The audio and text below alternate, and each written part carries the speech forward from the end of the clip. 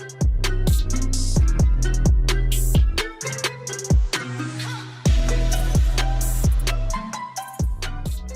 everyone, Eric with Rock&H, and in this episode of How It's Made, we're going to talk about Braxton's W900 Kenworth. What I began with was a stock W900 made by DCP or Diecast Promotions. What we did, this is a basic stripped down repaint. After priming it, I painted it rich blue pearl, which is matched to the VIN.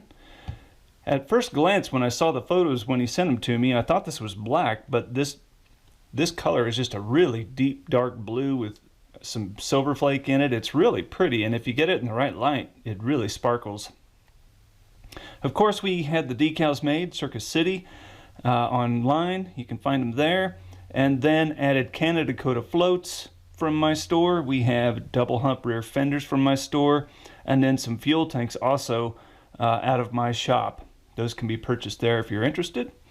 Added some exhaust also from my shop, and then finished it with some Molotow chrome below the air can behind the front fender, and then a piece of chrome and a piece of self-sticking chrome with chicken lights on the bottom of the cab.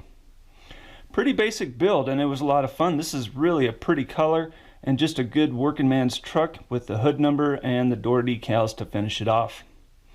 Just a great little build, and if you want to learn how to do this step by step, go to diecastlab.com. Thanks for watching.